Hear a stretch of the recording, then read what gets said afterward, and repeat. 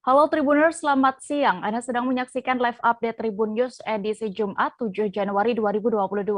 Seperti biasanya, kami akan sajikan informasi teraktual dan menarik yang akan dilaporkan secara langsung oleh reporter kami di lapangan. Bersama saya Deamita, inilah live update selengkapnya. Kita menuju informasi pertama, Tribuners, petugas kepolisian Kuningan berhasil menangkap seorang berinisial IR, salah seorang pemuda desa Tanjung Kerta, Kecamatan Karangkencana, Kuningan, Jawa Barat.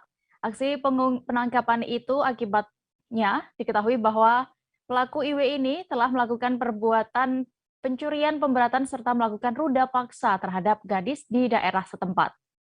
Dan informasi lengkapnya dan juga bagaimana kasus ini akan disampaikan oleh rekan Ahmad Ripai, jurnalis Tribun Cirebon yang kini sudah bergabung bersama kami. Halo rekan Ipai.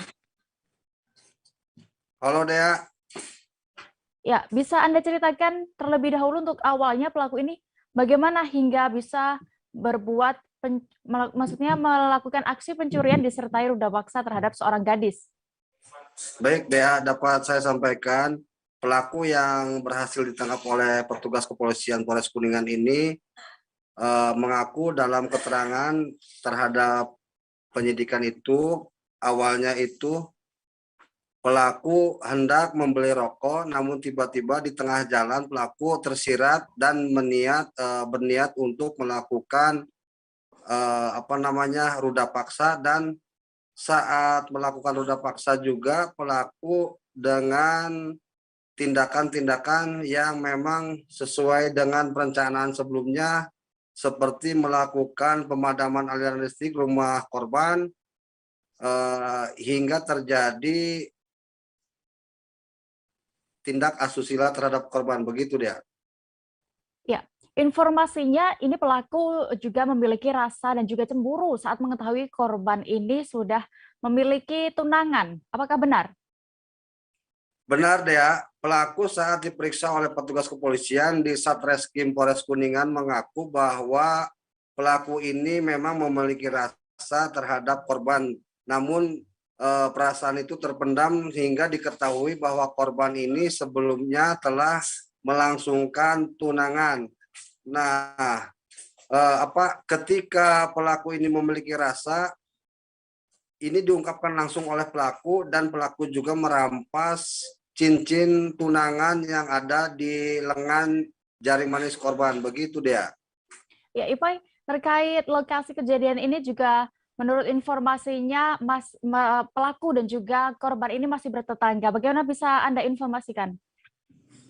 Baik, untuk pelaku dan korban ini memang masih satu kampung di Desa Tanjung Kerta, Kecamatan Karangkencana. Adapun lingkungan pemukiman tersebut antar pelaku dan rumah korban ini memang berdekatan, sehingga lingkungan rumah korban ini diketahui persis bagaimana pemetaan ataupun strategi yang dilakukan oleh pelaku hingga melakukan ruda paksa. Terlebih jarak rumah pelaku kepada rumah korban ini tidak jauh dari lingkungan pelaku sendiri. Begitu dia. Baik, terima kasih rekan Ipai. Dan berikut Tribuners, kami akan tampilkan hasil wawancara rekan jurnalis kami bersama AKP MH Firmansyah selaku Kasat Reskrim Polres Kuningan yang menangani kasus ini selengkapnya. Mulanya ini adalah tersangka itu tetangganya. Setelah tersangka pada pukul 1 ini turun rencana mau membeli rokok, namun pada saat di jalan dia tersirat lah di rumah tetangganya. Itu tidak ada orang karena si korban ini tinggal sendiri di rumah itu. Ada korban ada inisiatif untuk mengambil sesuatu, tersangka naik melalui atap rumah yang memang atapnya memang gampang dibuka karena niatnya akan dibangun atasnya, jadi masuk lewat atap rumah. Setelah masuk dia lihat pintu kamarnya itu terkunci, namun dia lihat dari atas ada triplek ini, jadi masih bisa dibuka. Jadi dia ngebuka kunci dari atas gitu. Jadi slotnya dibuka dari atas, melihat korban dalam keadaan tertidur, lalu terbersit untuk memperkosanya. Jadi tersangka langsung menindih korban dengan posisi pantat tersangka ada di perut korban, dengan tangannya diinjak. Setelah itu ditutup pakai bantal. Akhirnya korban mungkin pingsan. Setelah itu langsung tersangka menarik celana korban dan menyetubuhinya sampai klimaks. Setelah itu tersangka mengikat tangan dan kakinya, tangannya diikat oleh bahan kerudung dan kakinya juga. Lalu setelah itu korban langsung mengambil handphone dan cincin yang terpasang di korban. Cincinnya diambil, handphonenya diambil, dan juga uang sebesar 300.000 di tas. Setelah itu tersangka keluar menutup pintu, lalu korban keluar lagi lewat atap. Setelah itu tersangka keluar. Nah, setelah jam 4 korban bangun dengan keadaan terikat dan lalu meminta tolong ke tetangga. Dinas Kesehatan Provinsi Sulawesi Selatan bersama pihak dari penanganan kejadian ikutan pasca imunisasi atau vaksinasi atau KIPI Sulawesi Selatan mengklaim kasus kematian 2 warga Bone yang seusai divaksin tidak terkait dengan vaksinasi. KIPI Sulsel bersama Komite Nasional PP KIPI BPOM dan juga Kementerian Kesehatan telah melakukan investigasi terhadap 2 warga Bone tersebut yang berinisial S dan juga pelajar berinisial AW. Bagaimana hasil pemeriksaannya dan juga informasinya akan dilaporkan oleh wartawan Tribun Timur. Ada Siti Aminah di sana. Halo rekan Ami. Ya, halo rekan Rea. Ya, Ami, silakan bisa Anda ceritakan terlebih dahulu bagaimana kronologi kejadian ini? Baik, Tribuners dapat saya sampaikan bahwa di Provinsi Sulawesi Selatan terdapat kasus kematian yang diduga terjadi usai mendapatkan vaksinasi, di mana kasus tersebut terjadi di Kabupaten Bone, Provinsi Sulawesi Selatan. 2 orang warga yang meninggal usai mendapatkan vaksinasi dan diduga itu adalah efek dari vaksinasi tersebut.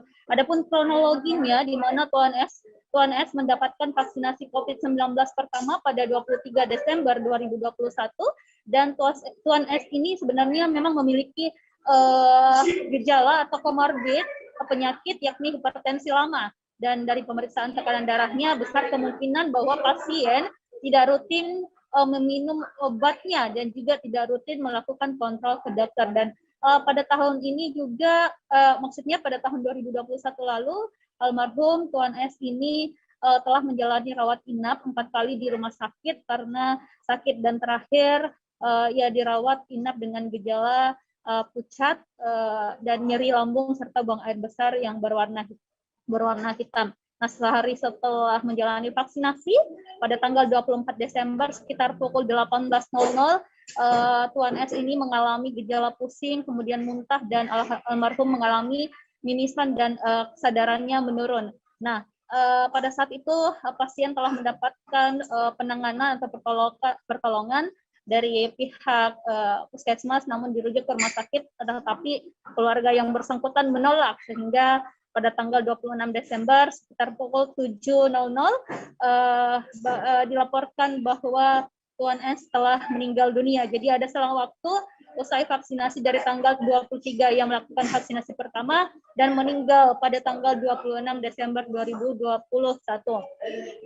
Kemudian kasus kedua yang menimpa seorang pelajar berinisial AW, di mana AW ini mendapatkan vaksinasi Sinovac dosis pertama pada tanggal 26 Oktober 2021. Kemudian almarhumah AW juga sudah mendapat dosis kedua pada tanggal 23 November 2021 di Puskesmas Patimpang, Kabupaten Bone. Nah, setelah melalui proses screening, tak ada sama sekali kontraindikasi dari hasil screening tersebut. Dan akhirnya pada tanggal 19 Desember 2021, 16 hari pasca vaksinasi, pasien mengalami gejala dengan keluhan bengkak dan nyeri pada punggung belakang kanannya. Nah, di sana di puskesmas ia mendapatkan pengobatan dan kontrol kembali pada tanggal 13 Desember 2021 sekira 20 hari pasca divaksin dengan keluhan yang sama. Kemudian ada tindakan dari dokter dengan memberikan obat kepada pelajar atau almarhum AW ini, dan pada tanggal 21 ia mengalami sesak dan sore harinya dokter puskesmas mendapatkan kondisi anak sudah mengalami penurunan saturasinya yakni 55% dan tanpa oksigen. Karena itu pada tanggal 21 Desember anak atau pelajar berinisial AW ini meninggal dunia. Jadi berselang 28 hari pasca ia melakukan vaksinasi. Seperti itu dia kronologinya. Baik, berarti bukan meninggal dunia saat benar-benar setelah divaksin ya ini ya Ami. Lalu bagaimana bisa diinformasikan terkait tindakan atau sikap dari Pemprov Sulsel terkait kejadian ini?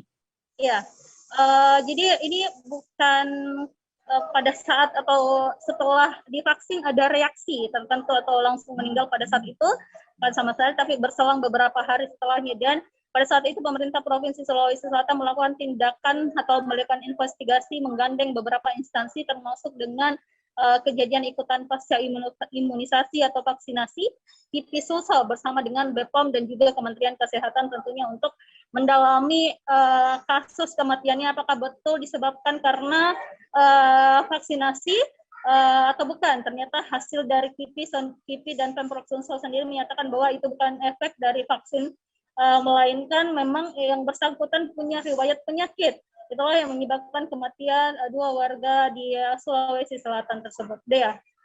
Baik, terima kasih rekan jurnalis Tribun Timur, rekan Siti Aminah untuk laporan Anda. Selamat bertugas kembali. Kita beralih ke informasi berikutnya, Tribuners.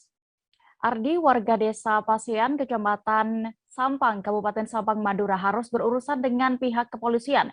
Pria 27 tahun itu harus menerima ganjaran atas perbuatannya yang tega menikam mantan istri sirinya. Polisi menyebut motif pelaku nekat melakukan aksi itu karena rasa cemburu.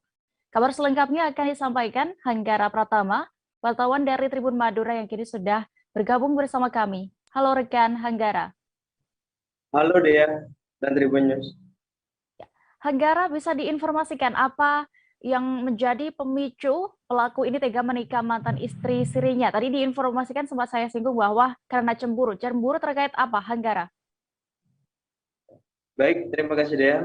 Nah, jadi sesuai dari konfirmasi kepada Kasih Humas Polres Sampang Ibtu Sunarno bahwa pria berusia 27 tahun ini telah dibutakan oleh rasa cemburu lantaran melihat mantan istrinya bernama Jenah yang berusia 25 tahun warga Kelurahan Karangdalam, Kabupaten Sampang sedang berboncengan menggunakan sepeda motor dengan pria lain alias pacar dari mantan istrinya tersebut. Dan melihat hal itu dan pada saat itu melintas di depannya, tersangka tidak terima atas pemandangan itu sehingga mencoba membuntuti mantan istrinya bersama dengan pria lain. Ya, Hanggara, bisa Anda ceritakan bagaimana detik-detik pelaku ini menikam korban? Nah, pada saat itu korban bersama teman prianya mereka di Jalan Raya Kotem, Desa Pengungsian Sampang, melaju dari arah kota Sampang menuju ke Kecamatan Torjun.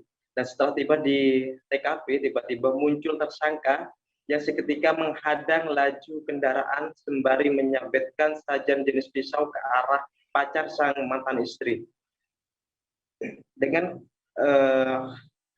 akan tetapi sabetan itu tidak mengenai pacar si mantan sang istri, melainkan mengenai mantan sang istri lantaran pacar mencoba menghindar dari sabetan itu dengan cara membanting setir ke arah kiri seperti itu, dan mata pisau langsung menuju ke tangan si sang mantan istri. Dan mengetahui hal itu, keduanya seketika berbaring ke tanah alias terjatuh, kemudian berteriak sekeras mungkin mencoba meminta tolong kepada warga sekitar dengan menyebut pelaku dengan kata rampuk seperti itu. Ya, berarti ini juga bisa termasuk menjadi sang mantan istri dari pelaku ini menjadi korban salah sasaran ya, Hanggara. Lalu Bisa bagaimana untuk kronologi penangkapan terhadap pelaku ini dan apakah saat ini sudah ditetapkan sebagai tersangka? Nah, setelah keesokan harinya pada saat kejadian atau insiden berdarah itu, pihak keluarga korban mencoba untuk melakukan kepada Polres Sapang, sehingga Polres Sapang langsung melakukan penyelidikan dan telah berhasil mengumpulkan beberapa bukti sehingga dinaikkan ke pemburuan seperti itu. Dan berselang beberapa hari dari kejadian, para kepolisian atau para anggota kepolisian mendengar kabar jika tersangka sedang berada di Jalan Raya Samsul Arifin, tepatnya di depan Pasar Margarita, sehingga seketika langsung melakukan pengejaran dan tersangka berhasil diamankan tanpa adanya perlawanan seperti itu dia. Baik, terima kasih rekan Hanggara untuk laporan Anda dari Sampang, Madura. Selamat bertugas kembali. Kita beralih ke informasi berikutnya, Tribuners. Seorang perempuan berinisial S berusia 35 tahun ditemukan meninggal dunia di dalam keadaan mulut berbusa di Tangerang. Peristiwa ditemukannya jenazah wanita ini tepatnya berada di sebuah hotel kawasan Kecamatan Teluk Naga, Kabupaten Tangerang, pada Kamis 6 Januari 2022 dini hari. Polisi pun langsung mendatangi lokasi untuk melakukan olah TKP dan membawa jenazah S ke rumah sakit untuk diautopsi. Bagaimana perkembangan kasus ini dari pihak kepolisian akan disampaikan rekan jurnalis Tribun Jakarta, ada Ega Alfreda di sana. Halo rekan Ega. Halo rekan Dea. Ya, bisa Anda informasikan kronologis kejadian atau penemuan jenazah dari S ini bagaimana? Baik, dapat disampaikan bahwa tribunjakarta.com mendapatkan laporan polisi yaitu pada saat hari Rabu tanggal 6 Desember 2022 terdapat seorang pria berinisial R yang melakukan check-in atau masuk ke hotel sekitar pukul 23.00 WIB. Saat itu dia pria berinisial R tersebut masuk ke hotel bernama Biwan di kawasan Kecamatan Teluk Naga, Kabupaten Tangerang, menyewa sebuah kamar yang nantinya akan dipakai untuk menjadi tempat eksekusi R membunuh teman kencananya yang berinisial S. Lalu dapat disampaikan juga bahwa saat dia menyewa ruangan, terdapat selang waktu selama 2 jam saat RS ditemukan meninggal dunia karena saat itu S datang 1 jam setelah R menyewa sebuah kamar di Hotel Biwan kawasan Kecamatan Teluk Naga, Kabupaten Tangerang. Lalu saat pukul 1 dini hari, yaitu hari Kamis tanggal 7 Desember 2022, S ditemukan sudah tidak bernyawa dan mulutnya ditemukan dalam keadaan berbusa oleh petugas atau karyawan di hotel tersebut. Namun sayangnya pria teman pencarian tersebut yaitu berinisial R masih tiba-tiba hilang saat melaporkan mengaku bahwa teman kencannya yang berada di kamar itu telah terkapar dan meninggal dunia. Begitu dia. Baik. Lalu Ega, terkait hasil autopsi untuk mengungkap penyebab kematian S ini apakah sudah dikemukakan oleh pihak kepolisian? Baik, pada malam hari Kamis kemarin, tribunjakarta.com berhasil mewawancarai Kapolres Metro Tangerang Kota, Kombes Pol Komarudin, bahwa jenazah dari korban berinisial S tersebut, wanita asal Blora, masih dalam proses autopsi oleh RSUD Kabupaten Tangerang.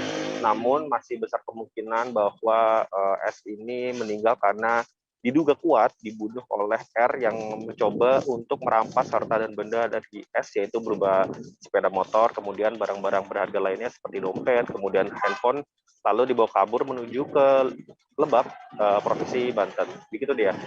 Ya, lalu terduga pelaku berinisial R ini apakah sudah berhasil diamankan? Baik, terduga kuat pelaku berinisial R ini sudah berhasil diamankan oleh Polres Metro Tangerang Kota kurang dari 24 jam saat kejadian penemuan jenazah S ditemukan di Hotel Biwan yang berada di kawasan Kecamatan Teluk Naga, Kabupaten Tangerang. Untuk saat ini, Polres Metro Tangerang Kota bersama Satreskrim masih mendalami motif dan juga alasan kenapa S ini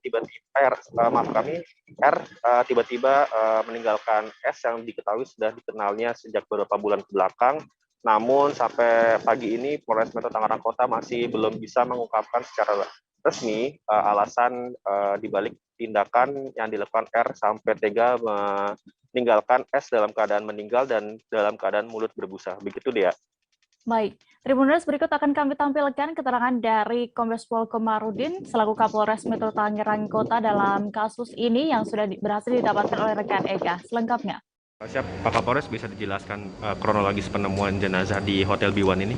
Baik, terima kasih. Jadi tadi pagi tepatnya sekitar pukul 7 atau jam 8 pagi, salah seorang anggota Babin Kamtimas kami mendapatkan informasi dari Rumah Sakit Bun yang menginformasikan kepada salah satu anggota bahwa ada penemuan mayat. Setelah didalami di rumah sakit, di sana kita mendapatkan informasi bahwa ada beberapa orang yang mengantarkan salah seorang pasien ke Rumah Sakit Bun. Namun selamanya di sana ternyata pasien tersebut dinyatakan sudah meninggal dunia. Namun sangat disayangkan pasien ditinggal sendirian dan orang-orang ini pergi. Setelah kita dalami ternyata pasien tersebut berasal dari salah satu tamu yang menginap di salah satu hotel yang ada di wilayah Teluk Naga. Oleh karenanya kita langsung melakukan pendalaman lebih lanjut, cek TKP, dan saat ini yang sedang kita lakukan pemeriksaan itu terhadap 4 orang saksi karyawan hotel yang diduga ikut mengantarkan korban ke rumah sakit pada saat pagi. Diperkirakan diantar ke rumah sakit itu sekitar subuh ya, diantar subuh, dan saat ini masih terus kita dalami karena dari bukti-bukti yang dapat kami temukan di TKP ada beberapa barang yang hilang, diantaranya motor korban, termasuk juga Jajaran Polda Banten meringkus komplotan residivis kasus tindak pidana pencurian dengan modus pecah kaca dan meletuskan ban. Kelima pelaku tersebut yang berhasil diamankan berinisial IS 38 tahun, JS 32 tahun, KH 31 tahun, serta SS 24 tahun dan HR 38 tahun. Untuk informasi lebih lengkapnya dan mengetahui siapa sasaran dari para pelaku ini akan dilaporkan oleh rekan Ahmad Tajudin, jurnalis Tribun Banten di sana. Halo rekan Tajudin.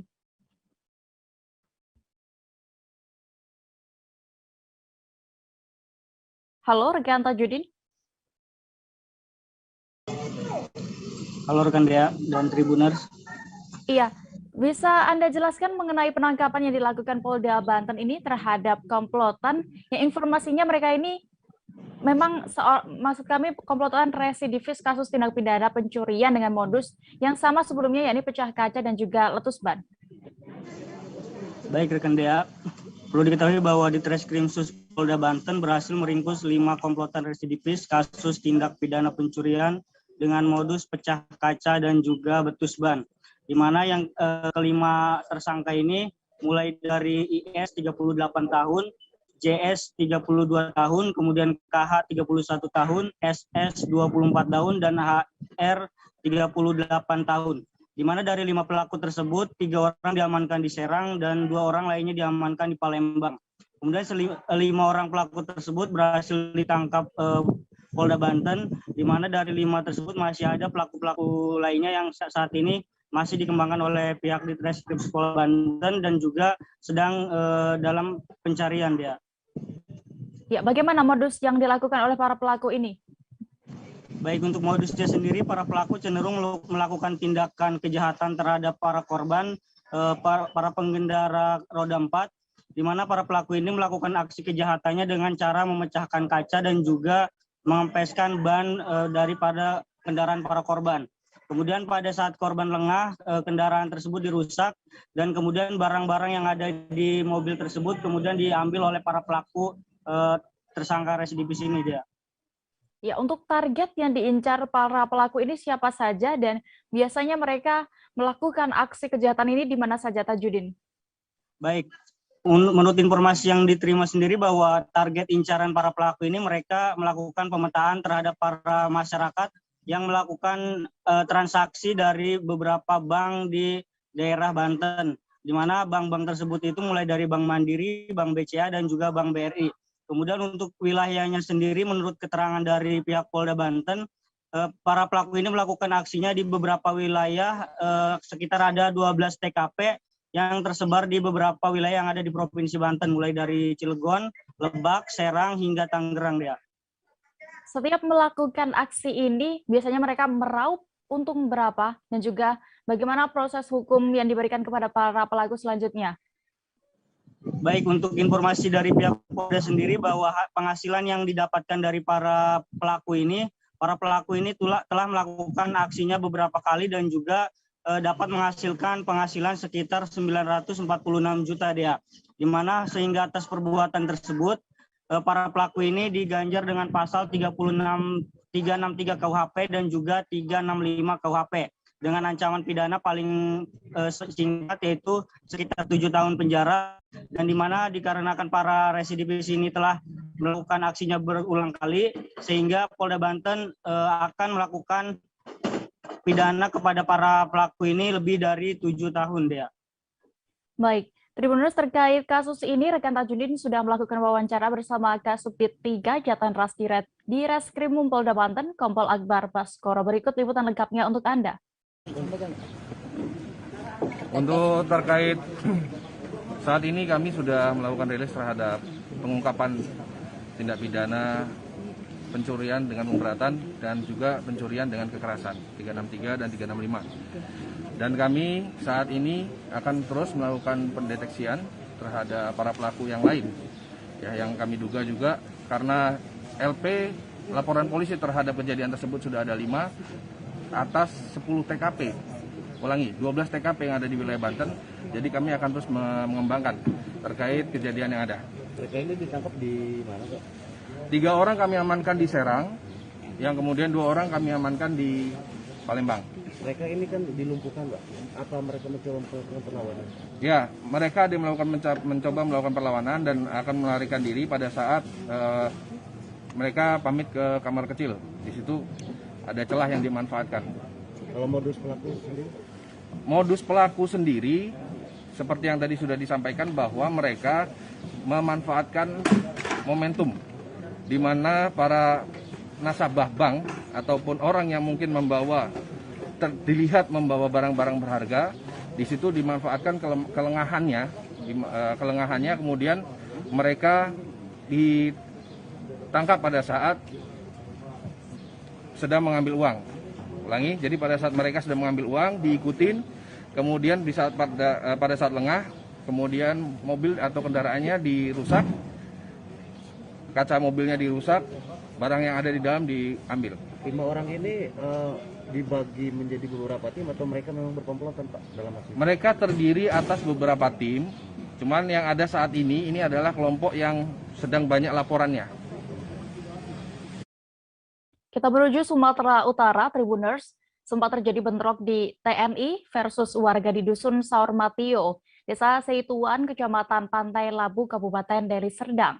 Video bentrok itu direkam dan diunggah serta langsung viral di media sosial karena sempat disiarkan secara langsung oleh pemilik akun Facebook.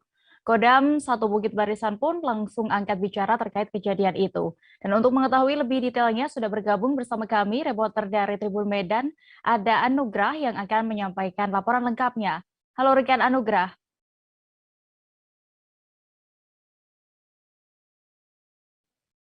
Halo, selamat siang, Dea. Ya, saya. Selamat siang, Anugrah. Oke, silakan bisa siang. Anda ceritakan bagaimana kronologi terjadinya bentrok antara warga yang sehariannya bekerja sebagai petani dan juga TNI di Desa Seituan, Kabupaten Deli Serdang ini. Oke, bentrok antara petani Desa Seituan, Kabupaten Deli Serdang dengan anggota TNI kemarin terjadi. Kodam 1 Bukit Barisan itu terjadi pada hari Selasa 4 Januari yang lalu sekitar pukul 12. Menurut Marlin Simanjuntak, salah seorang warga yang ada di sana, kericuan itu terjadi persoalan masalah lahan yang pada saat itu TNI datang untuk memasang pelang, begitu pelang mengatasnamakan jika kawasan itu adalah hak guna usaha dari TNI Kodam 1 Bukit Barisan di Deli Serdang. Nah, menurut informasi warga dari Marlin Simanjuntak, pada saat itu kejadian bentrok itu terjadi pukul 12. Sebelum itu pada pukul 9 mereka dari TNI itu datang membawa 3 truk pasukan untuk memasang pelang pemberitahuan jika hak HGU atau lahan sekitar 65 hektar itu adalah masuk ke dalam HGU atau hak guna usaha milik Kodam 1 Bukit Barisan. Nah, awalnya mereka mengatakan jika TNI datang untuk memasang, awalnya tidak ada bentrokan, namun pada saat itu pihak masyarakat menolak pemasangan pelang karena mereka merasa jika lahan yang dikuasain mereka itu adalah tanah warisan yang sudah mereka dudukin selama 3 keturunan.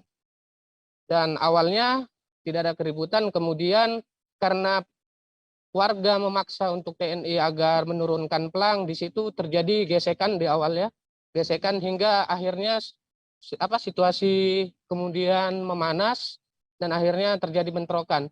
Dan di dalam bentrokan itu terjadi juga korban jiwa atau korban luka yang diduga dilakukan oknum TNI karena ada tindakan kekerasan.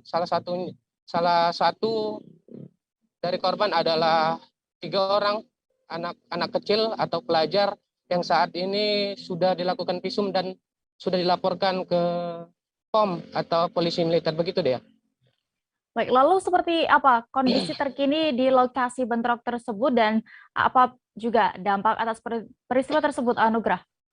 Nah, untuk saat ini kondisi di sana sudah mulai reda, masyarakat juga sudah mulai kembali beraktivitas seperti semula, mereka sudah berani untuk lagi turun ke ladang, ke sawah untuk mengolah sawahnya sendiri. Yang kemarin mereka katakan mereka sempat takut, khawatir, karena mungkin akan ada mereka merasa kalau khawatir gitu kira-kira secara psikologi juga mereka sangat terganggu.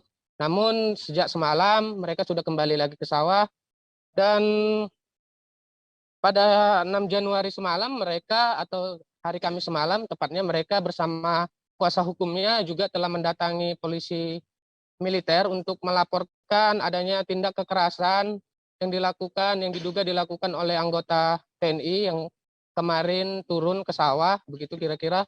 Kemudian di dalam laporannya mereka meminta agar TNI, khususnya polisi militer, untuk mengusut tindak kekerasan yang dilakukan kepada warga dan khususnya kepada beberapa orang anak yang pada saat itu juga terlibat bentrokan dan mereka itu ada yang dipukul, ada yang ditendang, ada yang dicampakkan mereka oleh anggota TNI dan semalam sudah ada 6 orang, baik itu korban, baik itu saksi yang diperiksa oleh polisi militer. Begitu, Dea. Lalu bagaimana, apakah kasus ini sudah selesai atau masih ada proses penyelesaian yang masih dilakukan antara kedua belah pihak ini? Oke. Semalam juga dari Kepala Penerangan Kodam 1 Bukit Barisan, Bapak Donald Silutonga juga sudah membentuk tim untuk mengusut adanya dugaan tindakan kekerasan yang dilakukan oleh anggota TNI. Dia dalam pernyataannya dia mengatakan pihak TNI akan melakukan investigasi untuk adanya dugaan tindakan kekerasan. Kemudian juga semalam Letkol Rijal selaku dari Kepala Puskopar Bukit Barisan telah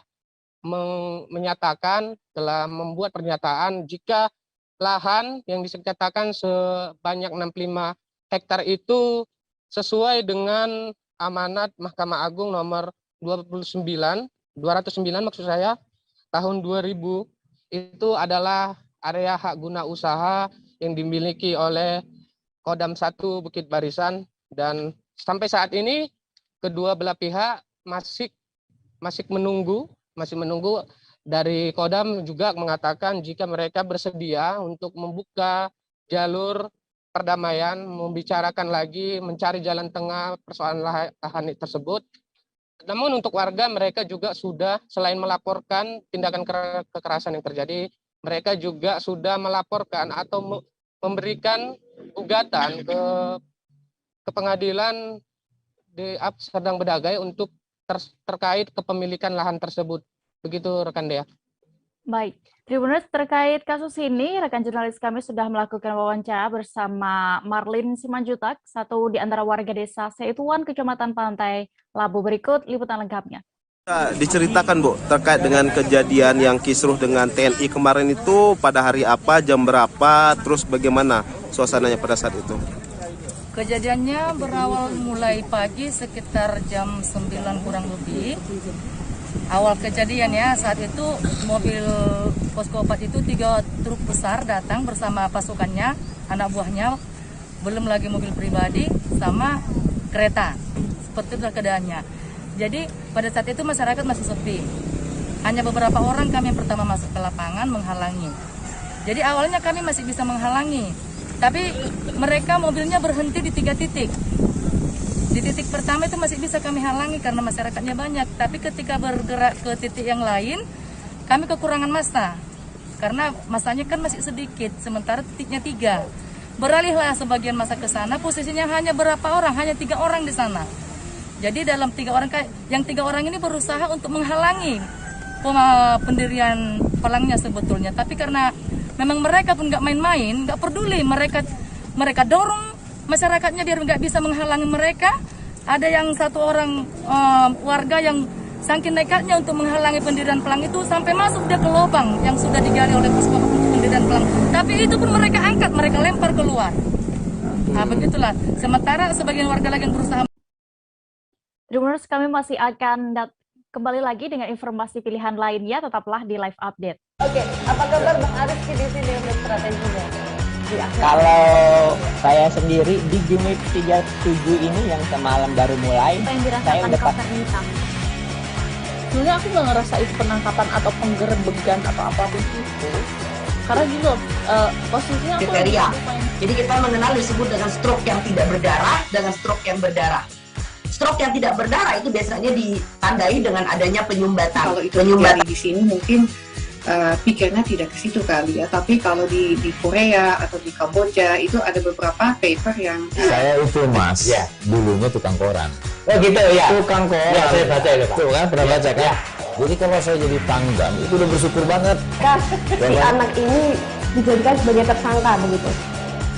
Ya kalau ini kita bicara yang di luar kasus Situbondo ya. Dengan nama hujan shower, di mana terdapat batas jelas antara daerah hujan dan tidak hujan yang biasanya terjadi pada fase awal mature stage atau tahap berbahaya dewasa. itu Kang. Jadi mulai artinya terjadinya perlembekan. Nah itu untuk penetrasi akan sulit gitu ya.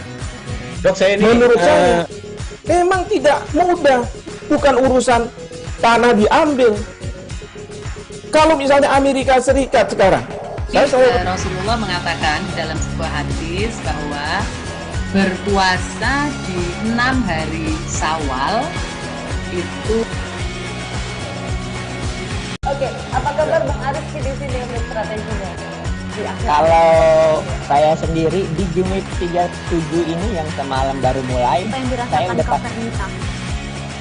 sebenarnya aku nggak ngerasa itu penangkapan atau penggerebekan atau apapun itu. Karena gitu, posisinya aku kriteria. Jadi kita mengenal disebut dengan stroke yang tidak berdarah dengan stroke yang berdarah. Stroke yang tidak berdarah itu biasanya ditandai dengan adanya penyumbatan. Kalau itu terjadi di sini mungkin pikirnya tidak ke situ kali ya. Tapi kalau di Korea atau di Kamboja itu ada beberapa paper yang saya itu Mas, ya. Dulunya tukang koran. Oh gitu ya. Tukang koran. Ya saya baca itu Pak. Tuh kan pernah baca kan? Ya. Jadi kalau saya jadi pangdam itu udah bersyukur banget.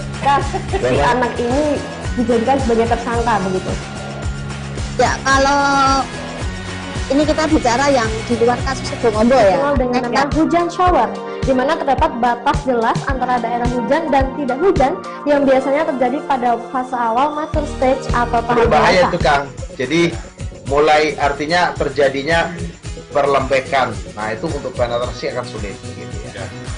Dok saya ini menurut saya memang tidak mudah, bukan urusan tanah diambil. Kalau misalnya Amerika Serikat sekarang, Rasulullah mengatakan dalam sebuah hadis.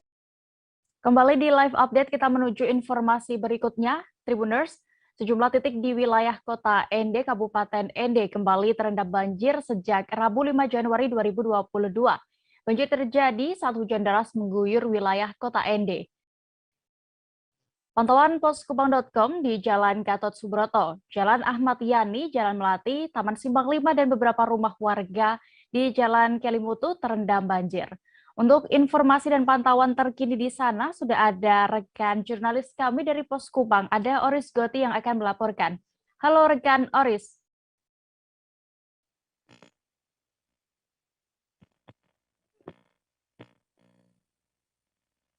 Halo rekan Oris.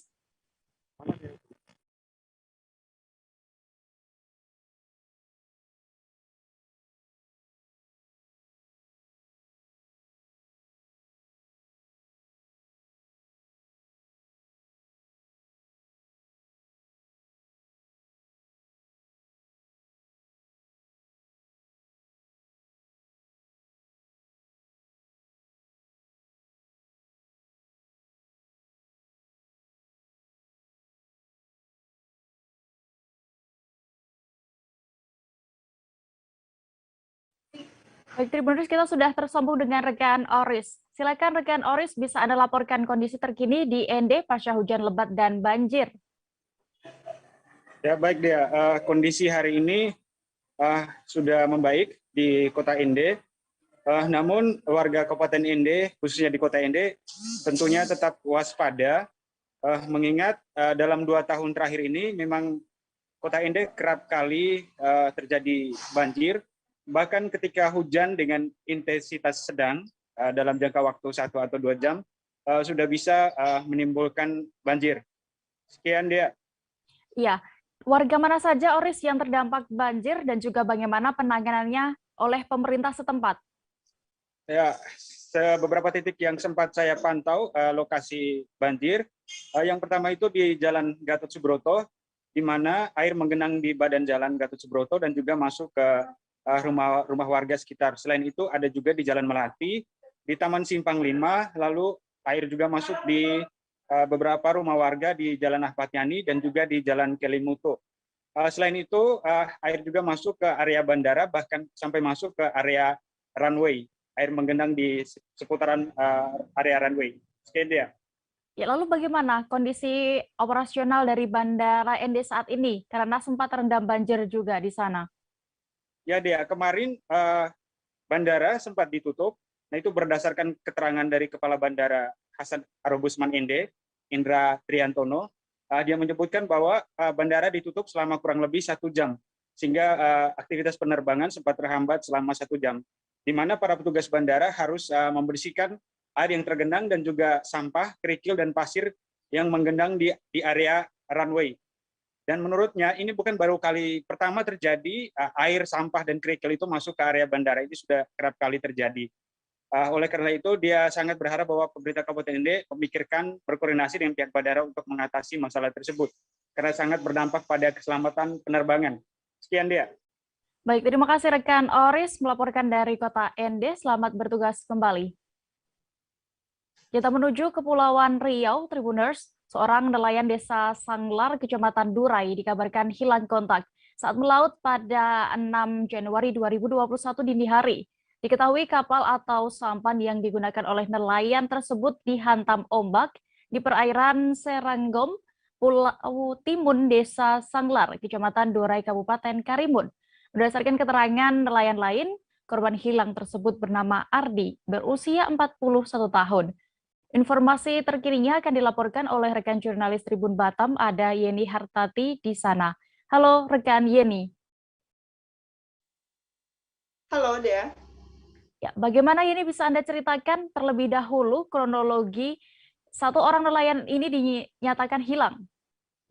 Baik Dea. Bermula pada Kamis ya, 6 Januari 2021, di mana ada 2 orang nelayan yang seperti biasa mencari ikan, udang, dan gurita di salah satu perairan Seragong, Desa Timun, Desa Sanglar, Kecamatan Durai. Nah, diketahui 2 nelayan tersebut bernama Hanim dan Ardi. Nah, mereka bermula berangkat melaut itu sekitar pukul 17.30 waktu Indonesia Barat. Nah, di tengah laut, sekitar dimulai dari pukul 23 waktu Indonesia Barat, air gelombang di perairan tersebut cukup tinggi sehingga menghantam bagian kapal atau sampan yang mereka gunakan untuk melaut sehingga si korban Hanim salah satunya mencoba menyelamatkan diri dengan berenang ke darat. Namun Ardi yang sebelumnya melakukan hal yang serupa seperti Hanim, namun di tengah jalan Ardi justru balik ke tempat atau ke arah sampannya tersebut, berharap bantuan. Nah, setibanya Hanim di darat, Hanim kemudian mencoba meminta tolong bantuan dari nelayan yang ketika itu sudah tiba atau sudah pulang saat melaut dan dibantu juga oleh masyarakat sekitar. Namun ternyata Ardi sampai kini belum juga ditemukan. Seperti itu dia. Ya, lalu bisa Anda informasikan saat itu bagaimana kondisi cuacanya sehingga menyebabkan satu nelayan ini hilang? Nah, baik Dea.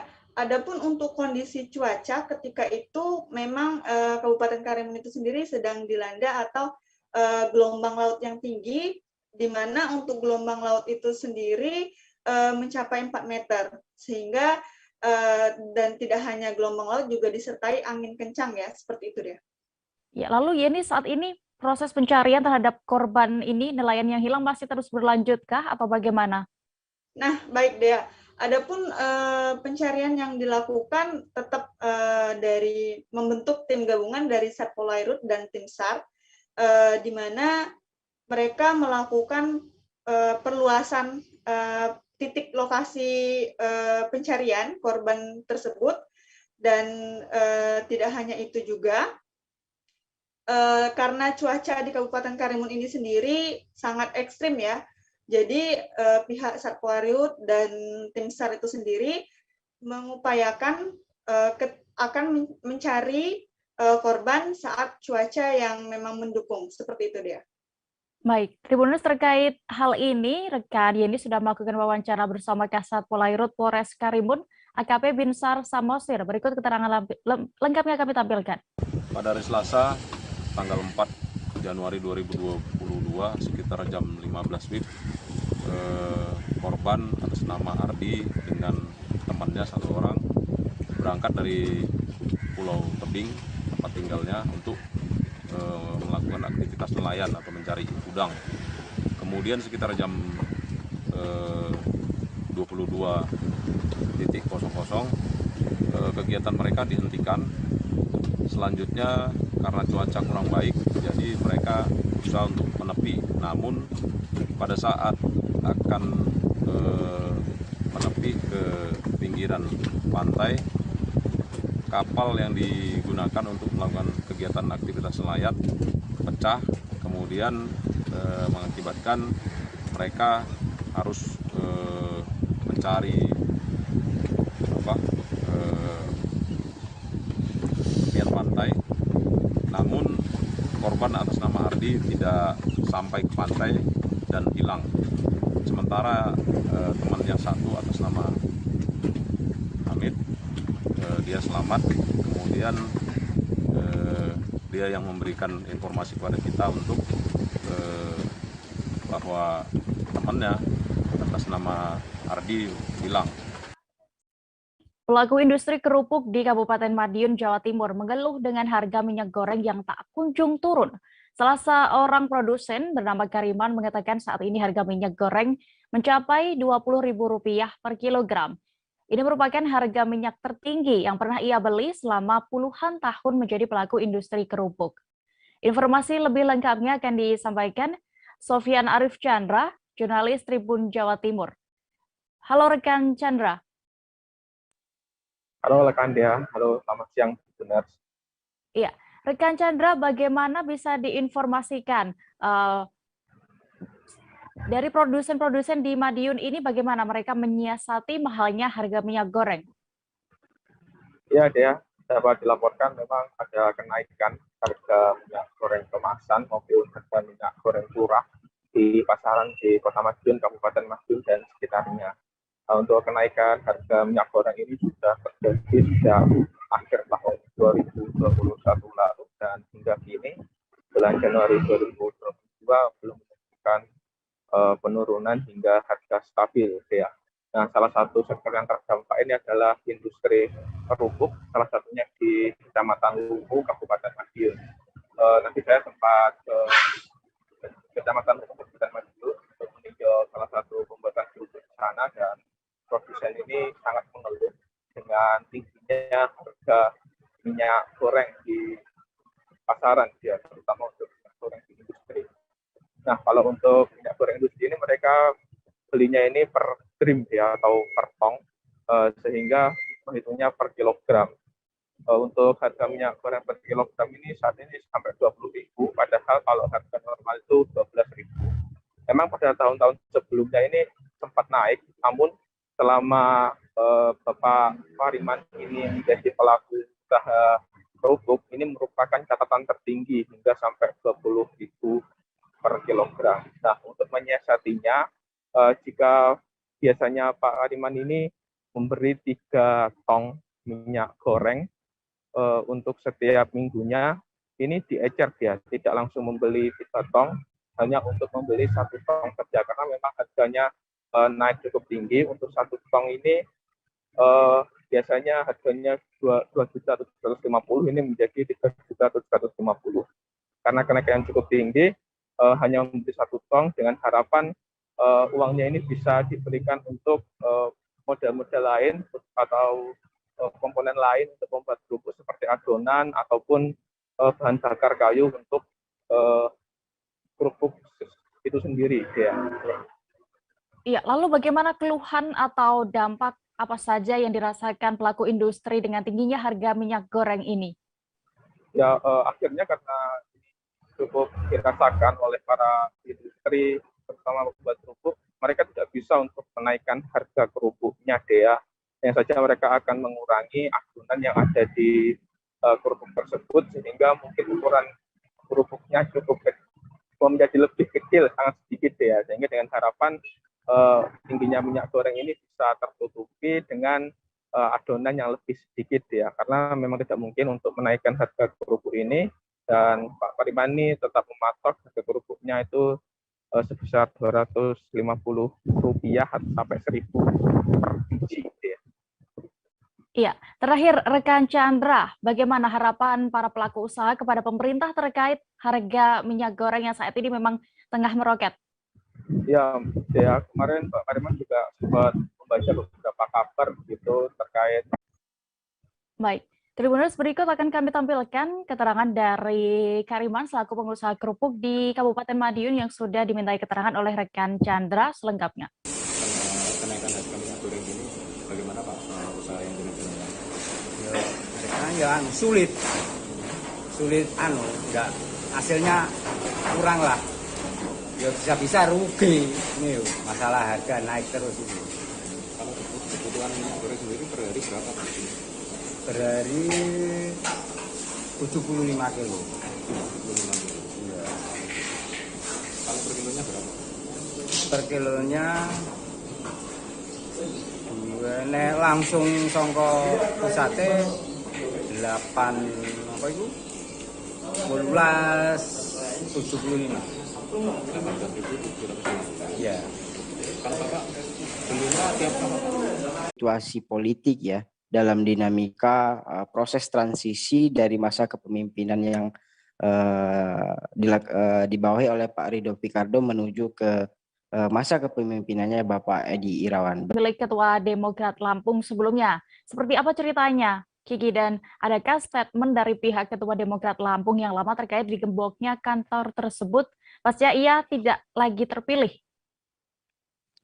Baik, jadi memang betul bahwa bangunan beserta juga dengan tanah kantor DPD Demokrat yang sebelumnya ini memang merupakan aset pribadi, yakni milik Bapak Ridho Picardo yang juga mantan Gubernur Lampung.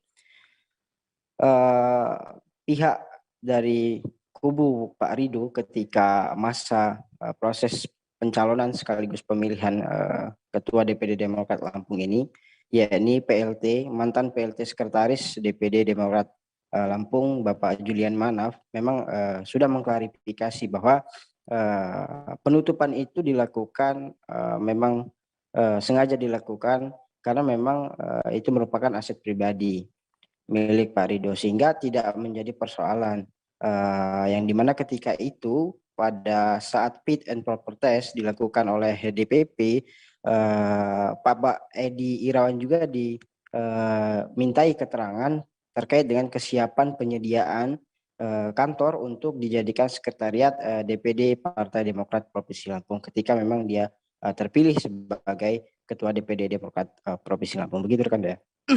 Ya, lalu sikap dari Edi Irawan selaku Ketua Demokrat Lampung yang baru seperti apa dengan tidak bisa digunakannya kantor partai ini?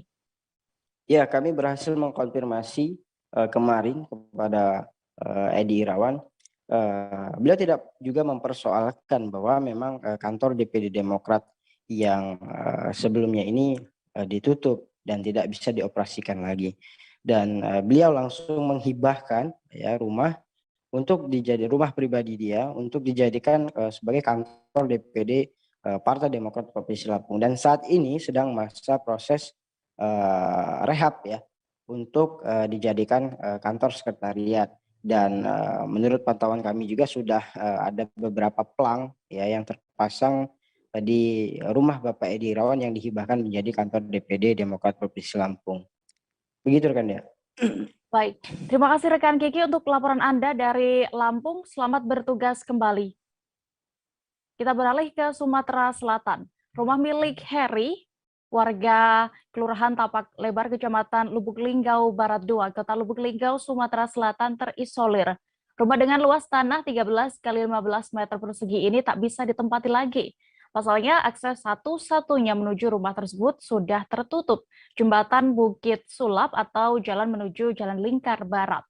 Dan bagaimana pantauan di sana akan dilaporkan Eko Heprondis selaku reporter Tribun Sumsel. Halo rekan Eko.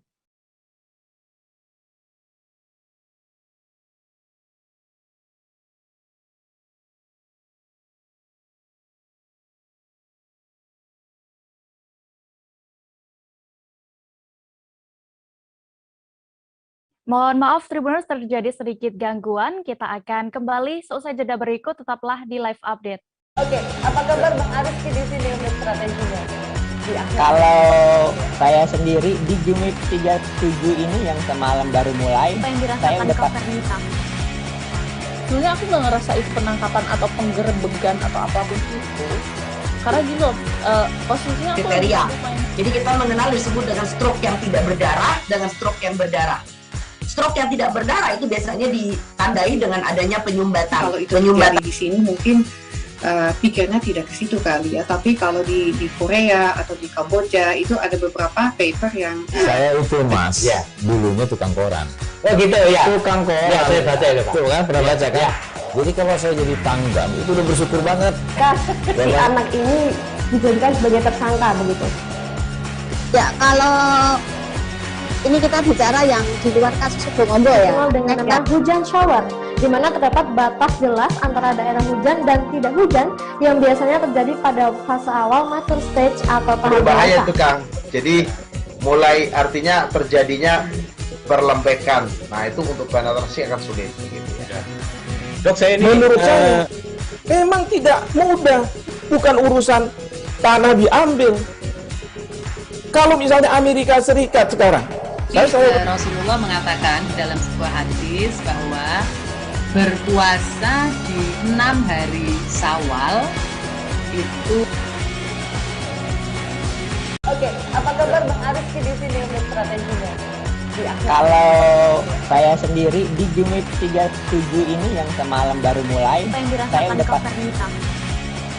sebenarnya aku nggak ngerasa itu penangkapan atau penggerebegan atau apapun itu. Karena gini loh, posisinya kriteria.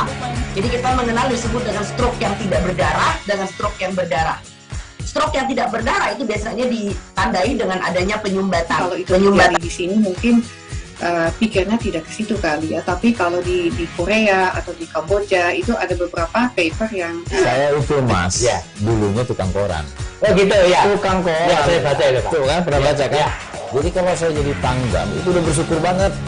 Si anak ini dijadikan sebagai tersangka begitu. Ya, kalau Ini kita bicara yang di luar kasus Sebongombo ya. Dengan nama hujan shower, di mana terdapat batas jelas antara daerah hujan dan tidak hujan yang biasanya terjadi pada fase awal mature stage atau tahap berbahaya dewasa. itu Kang. Jadi mulai artinya terjadinya perlembekan. Nah itu untuk penetrasi akan sulit. Gitu ya. Dok, saya ini menurut saya memang tidak mudah, bukan urusan tanah diambil. Kalau misalnya Amerika Serikat sekarang, Rasulullah mengatakan dalam sebuah hadis bahwa berpuasa di 6 hari Syawal itu. Oke, apa kabar Bang Arief di sini untuk strateginya? Kalau saya sendiri di Jumip 37 ini yang semalam baru mulai, saya udah pas. Sebenarnya aku nggak ngerasa itu penangkapan atau penggerebegan atau apapun itu. Karena gini loh, posisinya aku kriteria. Jadi kita mengenal disebut dengan stroke yang tidak berdarah dengan stroke yang berdarah. Stroke yang tidak berdarah itu biasanya ditandai dengan adanya penyumbatan. Kalau itu terjadi di sini mungkin pikirnya tidak ke situ kali ya. Tapi kalau di Korea atau di Kamboja itu ada beberapa paper yang Saya itu Mas, dulunya tukang koran. Oh gitu ya. Tukang koran. Ya, saya baca itu Pak. Tuh kan, pernah baca kan? Ya. Jadi kalau saya jadi tanggam, itu udah bersyukur banget. Si anak ini dijadikan sebagai tersangka begitu. Ya, kalau ini kita bicara yang di luar kasus Sebongombo ya. Dengan nama hujan shower, di mana terdapat batas jelas antara daerah hujan dan tidak hujan yang biasanya terjadi pada fase awal mature stage atau tahap berbahaya dewasa. itu Kang. Jadi mulai artinya terjadinya perlembekan. Nah itu untuk penetrasi akan sulit. Gitu ya. Dok, saya ini menurut saya memang tidak mudah, bukan urusan tanah diambil. Kalau misalnya Amerika Serikat sekarang, Rasulullah mengatakan dalam sebuah hadis bahwa berpuasa di 6 hari Syawal itu. Oke, apa kabar Bang Arief di sini untuk strateginya? Kalau saya sendiri di Jumip 37 ini. Terima kasih Tribuners, Anda masih menyaksikan live update. Kita menuju informasi berikutnya. Rumah warga bernama Heri di Kelurahan Tapak Lebar, Kecamatan Lubuk Linggau Barat 2, Kota Lubuk Linggau, Sumatera Selatan terisolir. Rumah dengan luas tanah 13 x 15 meter persegi ini tak lagi bisa ditempati. Masalahnya akses satu-satunya menuju rumah ini sudah tertutup jembatan Bukit Sulap atau jalan menuju Jalan Lingkar Barat. Informasi lebih lengkap dan juga bagaimana pantauan kondisi rumah tersebut akan dikabarkan oleh Eko Hebronis, jurnalis Tribun Sumsel di sana. Halo rekan Eko. Halo Dea. Bisa diinformasikan sebenarnya sejak kapan rumah warga ini terisolir jembatan Bukit Sulap? Dapat kami informasikan dari Kota Lubuk Linggau bahwa rumah warga atas nama Heri tersebut terisolir mulai dari 2 bulan lalu ketika selesainya pembangunan Bukit Jalan Bukit Sulap ataupun jembatan Bukit Sulap Kota Lubuk Linggau. Ya, lalu bagaimana saat itu berarti atau hingga kini juga warga bernama Heri itu keluar masuk rumahnya semenjak terisolir? Untuk kondisi rumahnya saat ini tidak bisa ditempati sama sekali karena akses satu-satunya yang selama ini digunakan Heri, khususnya di samping rumahnya sudah tembok oleh jembatan Bukit Sulap ataupun dinding talut menuju jembatan Bukit Sulap. Jadi untuk sementara Heri dan keluarganya terpaksa mengungsi tak jauh dari lokasi tersebut karena di lokasi tersebut masih ada sebuah seperti bangunan milik keluarganya yang tidak ditempati. Jadi untuk sementara rumah tersebut tidak bisa digunakan sama sekali. Demikian. Ya, lalu bagaimana respons atau adakah sudah solusi yang diberikan pemerintah Kota Lubuk Linggau terkait terisolirnya rumah Heri ini? Sekedar kami informasikan kemarin ketika bertemu dengan Wali Kota Lubuk Linggau, menceritakan bahwa mulanya Heri tersebut merupakan pemilik tanah bersama keluarganya sebelum dibangun jembatan Bukit Sulap. Kemudian setelah terjadi kesepakatan, jadi tersebut dikerjakan oleh pemerintah Kota Lubuk Linggau, khususnya Dinas PU untuk sebagai penjaga keamanan. dan ketika itu disepakati bahwa rumah Heri tersebut lantainya akan dibangun dan diperbaiki. Nah, dengan harapan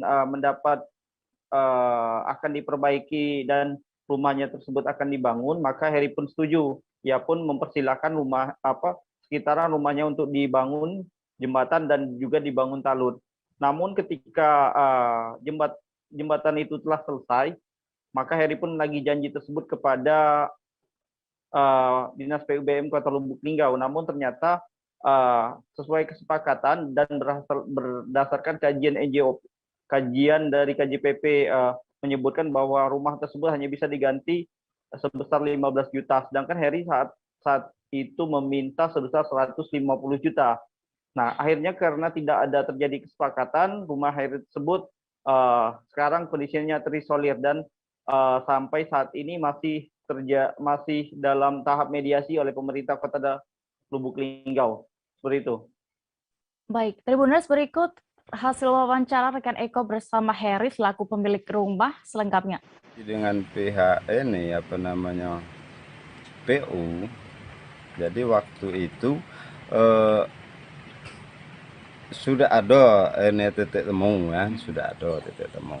Nah, waktu itu siap decor. Serumah itu decor sejajar dengan jalan. Kan negosiasi itu. Nah, tapi setelah itu tidak sesuai dengan rundingan awal, aku stop ini pemasangan pagar itu aku stop. Karena bukannya masalah rumahku belum selesai. Itu yang jadi masalah. Kita saat ini kalau tidak tunggu kita di mana kan? Ini tempat kita pondok sementara enggak ya? Setahun ada. Apanya tuh? Kita sudah tinggal pondok ini sudah berapa tahun? Belum sampai setahun.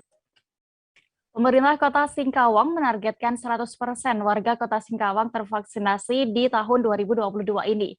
Menurut Wali Kota Singkawang, Chai Juimi, target vaksinasi ini sudah menjadi prioritas sejak tahun 2021 lalu, di mana di tahun tersebut pemerintah berhasil mencapai target 70% warga tervaksinasi COVID-19. Dan bagaimana update terkininya akan disampaikan rekan Rizky Kurnia, jurnalis Tribun Pontianak. Halo rekan Rizky. Halo rekan Dia. Ya, terkait vaksinasi yang sudah berhasil 70% di tahun lalu dan sekarang pemerintah Kota Singkawang menargetkan vaksinasi 100%. Apa saja cara yang sudah dilakukan oleh Pemkot? Ya, baik Dia dan juga Tribuners ya, untuk di Kota Singkawang sendiri untuk mencapai target 100% warga Kota Singkawang tervaksinasi tentunya ada banyak sekali, ada beragam sekali cara ataupun upaya yang dilakukan oleh pemerintah Kota Singkawang. Nah, berdasarkan beberapa data yang telah kami himpun, cara-cara tersebut seperti menggelar vaksinasi massal yang dilakukan misalkan di Rumah Melayu, kemudian di mal, kemudian di kantor camat, hingga di kantor lurah se-Kota Singkawang dan juga tempat-tempat lainnya yang memungkinkan untuk digelarnya vaksinasi massal. Kemudian pada cara kedua, tim petugas gabungan yang terdiri dari anggota tenaga kesehatan dibantu juga dengan TNI dan Polri melakukan vaksin door to door. Nah, jadi dalam vaksin door to door ini mereka petugas gabungan ini mendatangi masing-masing rumah satu persatu untuk mendata para warga yang belum dilakukan vaksin. Nah, apabila memungkinkan untuk dilakukan vaksin, jadi langsung mereka vaksin di rumah warga tersebut. Nah, kemudian ada pun cara lainnya yang dilakukan yakni oleh Polres Singkawang. Nah, ini cara ini memang cukup menarik, yaitu mereka ada salah satu poluan gitu yang mensosialisasikan manfaat dari vaksin dengan menggunakan bahasa HK ataupun bahasa KEK yang memang biasa digunakan oleh warga Kota Singkawang yang merupakan mayoritas oleh warga Tionghoa, begitu. Iya, lalu terkait vaksinasi ini apakah juga sudah dilakukan untuk kalangan pelajar? Ini juga termasuk siswa SD dimulai vaksinasi di Kota Singkawang. Ya, kalau untuk vaksin SD berdasarkan informasi yang kami dapatkan dari Dinas Kesehatan dan KB Kota Singkawang saat ini masih belum dapat dimulai karena terkendala beberapa syarat. yakni syarat capaian vaksin untuk lansia yang harusnya berjumlah minimal 60% dari target.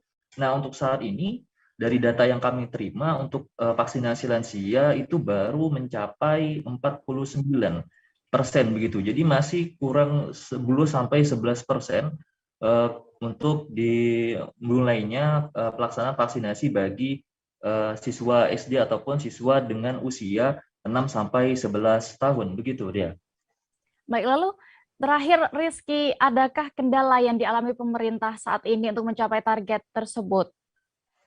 Ya, kalau untuk kendala mungkin tidak begitu berarti, namun berdasarkan yang setelah kami konfirmasi dari Dinas Kesehatan, mungkin kendala yang mereka alami adalah untuk meyakinkan dari warga yang lansia, karena memang dari lansia ini memang agak cukup sulit begitu untuk mengikuti ataupun menarik minat dari mereka untuk ikut vaksinasi.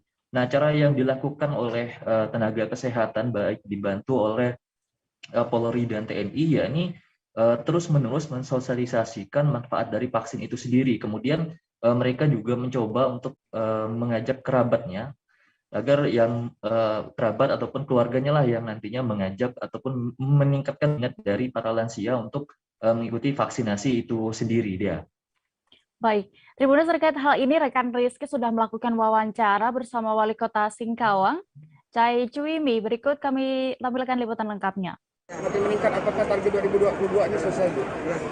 Yang pertama-tama saya atas nama pemerintah mengucapkan terima kasih dan apresiasi kepada Bapak Jayadi beserta seluruh rombongan dan bersama Bapak Ketua alumni ITB dan ITB ini atas kerjasamanya dan memberikan dukungan kepada pemerintah Kota Singkawang yang vaksin kepada kita.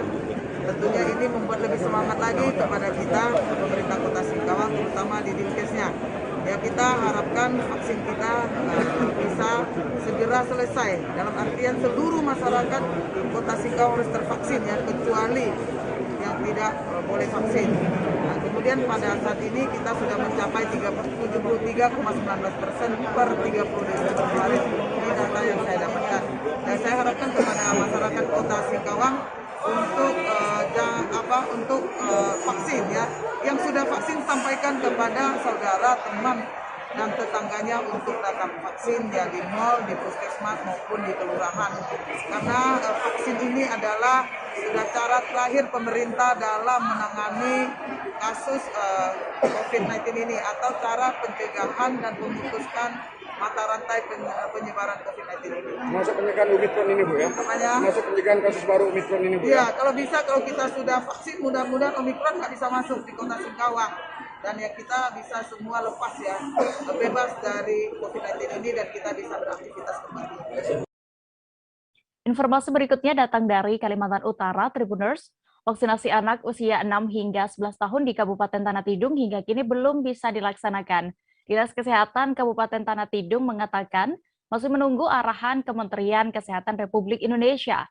Selain itu, salah satu syarat untuk dilaksanakannya vaksinasi anak belum terpenuhi, yakni capaian target vaksinasi lansia yang masih di bawah target. Dan informasi lengkapnya akan disampaikan rekan Risnawati, jurnalis Tribun Kaltara yang sudah bergabung bersama kami di sana. Halo rekan Risna. Halo Dea. Bisa diinformasikan untuk capaian vaksinasi lansia di Tanah Tidung ini saat ini berapa sehingga vaksinasi anak belum bisa dilaksanakan? Ya, perlu saya sampaikan untuk sasaran vaksinasi lansia di Tanah Tidung sendiri itu ada 1.009 orang, yang mana dari 1.009 orang ini vaksinasi dosis pertama sudah disuntikan kepada 434 orang atau mencapai 43,1% ya. Kemudian untuk dosis keduanya sudah disuntikan kepada 236 orang atau 23,39%. Seperti itu, Dea. Iya, Risna, sebenarnya apa alasan atau faktor yang menjadikan capaian vaksinasi lansia di Tanah Tidung ini lambat? Ya, untuk kendalanya sendiri, Kepala Bidang P2P Dinkes Tanah Tidung, Hana Junior, mengatakan bahwa vaksinasi lansia di Kabupaten Tanah Tidung ini cukup sulit dilaksanakan mengingat kebanyakan lansia di Kabupaten Tanah Tidung ini memiliki komorbid atau penyakit penyerta. Kemudian juga selain penyakit penyerta, di Kabupaten Tanah Tidung sendiri untuk lansia-lansianya yang berada di desa-desa beranggapan bahwa vaksinasi ini hanya diperuntukkan bagi masyarakat yang ingin bepergian keluar daerah, sehingga menurut mereka vaksinasi ini tidak diperlukan untuk mereka. Seperti itu, Dea. Ya, terkait hal ini lalu bagaimana upaya yang dilakukan Pemkab Tanah Tidung untuk meningkatkan vaksinasi lansia? Risna. Ya, untuk upayanya sendiri dari Pemkab Tanah Tidung terus melakukan sosialisasi kepada para lansia yang ada di Kabupaten Tanah Tidung. Selain itu juga mereka gencar melaksanakan vaksinasi door to door maupun di posyandu lansia seperti itu, Dea. Baik. Tribuners, berikut laporan dari rekan Risna. Terima kasih rekan Risma untuk laporan Anda. Sampai bertemu lagi. Kita beralih ke informasi berikutnya. Mantan Bupati Kepulauan Talaut Sri Wahyumi Maria Manalip telah menjalani sidang pembacaan nota pembelaan atau pledoi pada Kamis 6 Januari 2022 kemarin. Saat sidang kemarin, Sri Manalip menangis saat membacakan pledoinya. Sri Manalip diketahui sebelumnya diduga menerima gratifikasi pembangunan infrastruktur ketika ia menjabat sebagai Bupati Kepulauan Talaut, Sulawesi Utara, periode 2014-2019. Dan bagaimana suasana saat sidang kemarin dan jalannya sidang akan dilaporkan oleh rekan Iswara Safitri, jurnalis Tribun Manado. Di sana, halo rekan Iswara. Halo Dea. Iswara, bagaimana isi dari pledoi yang dibacakan oleh Sri Manalip dan juga tim kuasa hukumnya? Jadi kemarin saat sidang pledoi, tim kuasa hukum dan Sri Manalip mengatakan bahwa sebenarnya seharusnya menurut mereka ada 3 tersangka lainnya, yaitu mantan Ketua Pokja tahun 2014 sampai 2017, yaitu John Mayampo, Azaria Mahatwi, dan Frans Lua, karena mereka yang mengontak langsung pihak kontraktor dan komitmen fee yang katanya harus diberikan ke mantan Bupati Talaut Sri Manalip waktu itu sebenarnya diberikan diberikan melalui ketiga pokja tersebut. Dan Sri Manalip sendiri mengatakan dia tidak menerima komitmen fee yang akumulasinya berjumlah sekitar 10 miliar 845.500.000. Tapi di sisi lain, Sri Manalip sendiri mengaku bahwa dia menerima uang sebesar 1.975.000.000 itu dari stafnya dan juga ada beberapa kontraktor.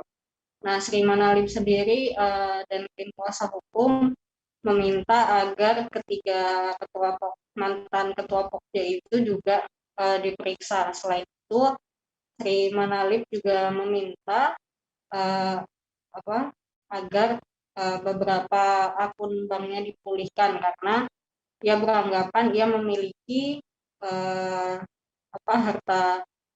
sumber harta yang jelas, yaitu dari kedua orang tuanya dan juga suaminya, yaitu Armindo Pardede yang saat ini menjabat sebagai hakim tinggi di Pengadilan Tinggi Manado. Seperti itu deh. Iya. Lalu apa sebenarnya yang membuat Sri Manalip ini menangis saat membacakan pledoinya?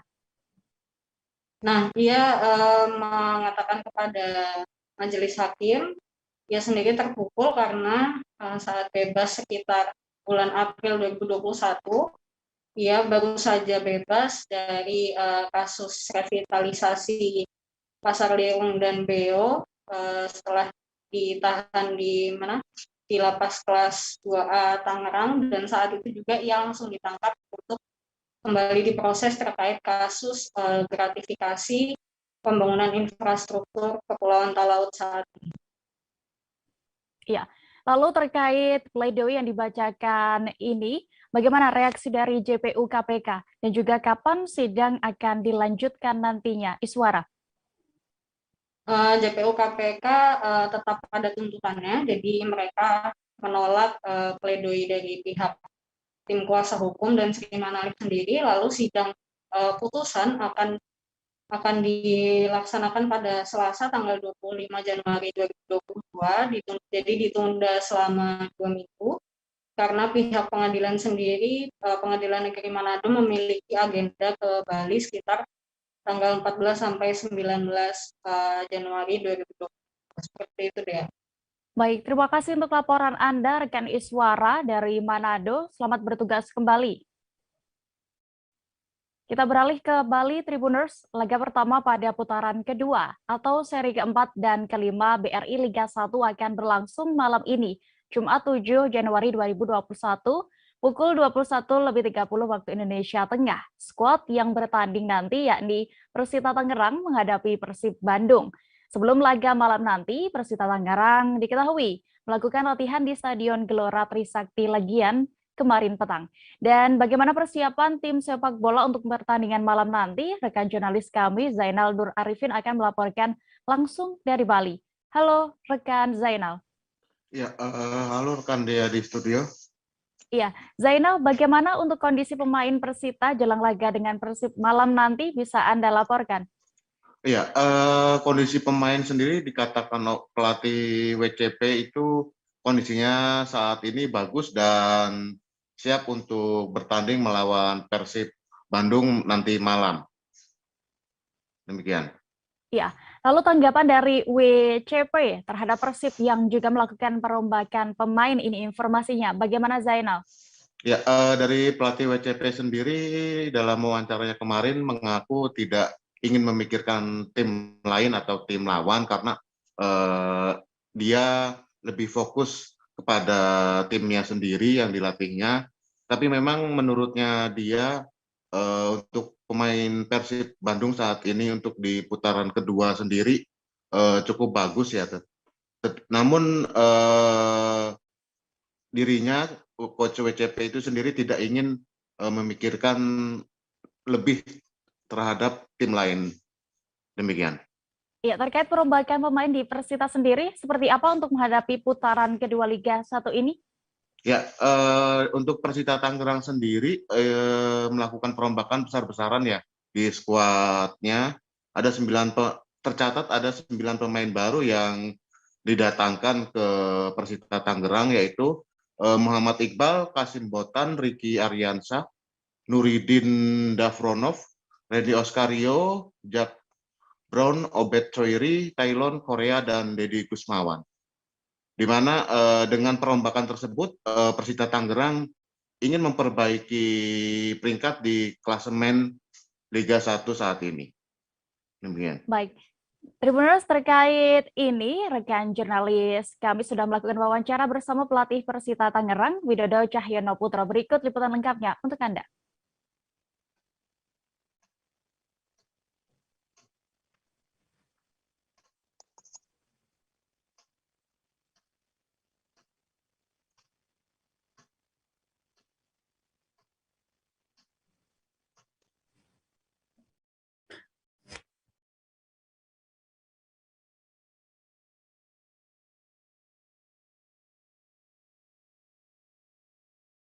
Jelang pertandingan buat besok melawan Persib, seperti apa dari teman-teman Persib? Kami sudah mempersiapkan tim ini baik secara fisik maupun mental, dan tentunya kami di leg kedua ini ada perombakan, ya, ada beberapa pemain yang masuk dan ada beberapa pemain yang di dalam putaran untuk putaran kedua. Dan mudah-mudahan kami dan teman-teman pemain bisa besok bermain dengan bagus dan bisa mendapatkan poin. Persib kan berusaha untuk menggeser Arema, artinya kan nanti pasti akan bertanding all out dan juga ada tambahan dari striker baru. Ya tentunya kami tidak berpikir untuk tim lain, ya, berpikir untuk tim sendiri ya. Dia mau menggeser siapa, mau menggeser siapa. Yang jelas kami akan fight lawan Persib.